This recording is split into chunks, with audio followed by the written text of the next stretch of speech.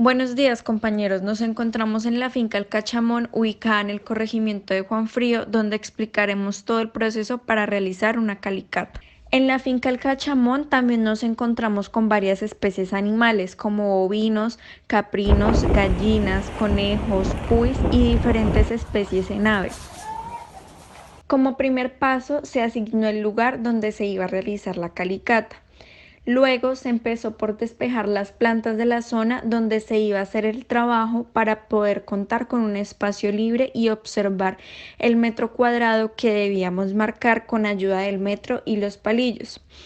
Después de esto se estableció hacer dos montones de tierra, una de la zona superficial del suelo y la otra de la parte más profunda, para que a la hora de tapar las capas del suelo quedaran de la misma manera en la que se habían encontrado. Durante este proceso surgió la idea de utilizar un balde para sacar la tierra más rápido y con mayor cantidad, ya que con la pala era un poco más tedioso. Uno de los tips que nos dio el profesor para que nos rindiera más en este trabajo fue dividir la calicata en dos partes y darle hacia abajo de un solo lado.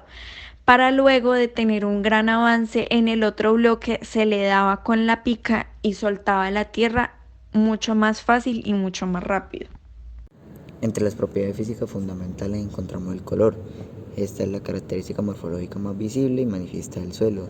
Es causada por la presencia de materia orgánica y presencia de óseos. En el campo se evalúa a través de la tabla de Munsen para identificar el tipo de color. En la práctica pudimos ver que la muestra de suelo se sometió a la humedad para poder determinar su color en la tabla de Munsen y se obtuvo los siguientes resultados: UE 7.5, YR value croma 4 tercios. En esta se puede observar con un suelo, un matiz dominante con tonalidades de valor oscuro y con un croma medianamente alto de brillante. En la estructura del suelo, que es otra propiedad física fundamental del suelo, es la estructura del suelo. Estas se pueden diferir entre tipos de estructuras como la forma laminar, la forma columnar, la prismática, la de bloques, la granular y las inestructuradas. En la práctica, poco a poco fuimos descartando las posibilidades de estructuras que se podía observar. Luego de ir descartando uno por uno, determinamos que la estructura era bloques subangulares. La siguiente propiedad física del suelo es la estructura. Esta es la que indica la proporción o cantidad en porcentaje que se encuentran las partículas de arena, limo y arcilla en el suelo. En la práctica desarrollamos la estrategia del rollito y la dona, y al estirarla nos dimos de cuenta que se rompió fácilmente. Por ello se le da el mayor porcentaje de arena y al masajearla con el pulgar se muestra en nuestra mano, se sienten los granos de arena, limo y poca arcilla.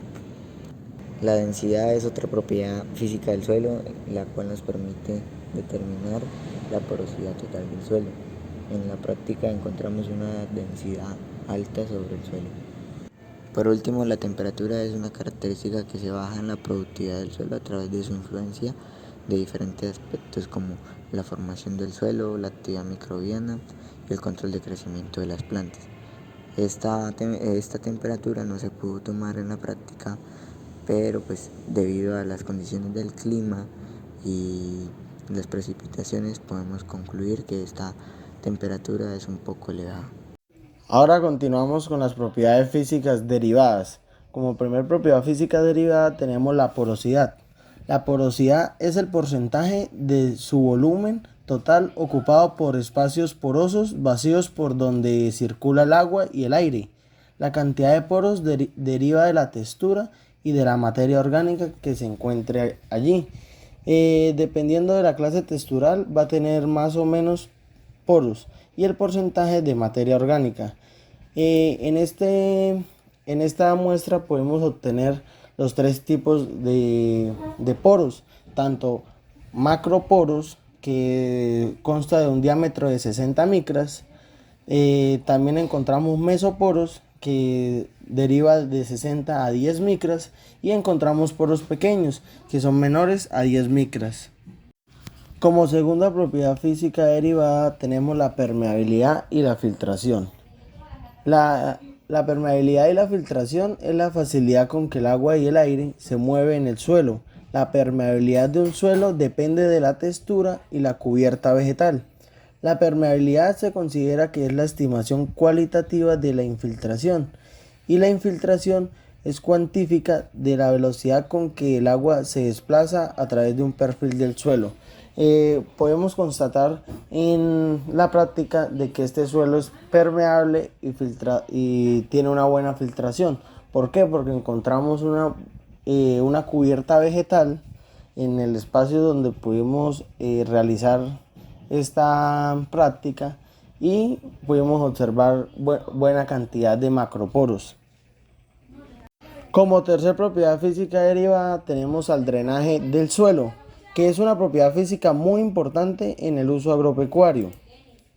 Es la rapidez con la que los suelos se secan después de fuertes lluvias o cuando se utiliza o después de utilizar el mecanismo o equipo de riego. Como primero tenemos el drenaje interno, que es la velocidad con que el agua se mueve dentro del suelo o internamente en el perfil de la cual va a depender del contenido de porcentaje de arcilla.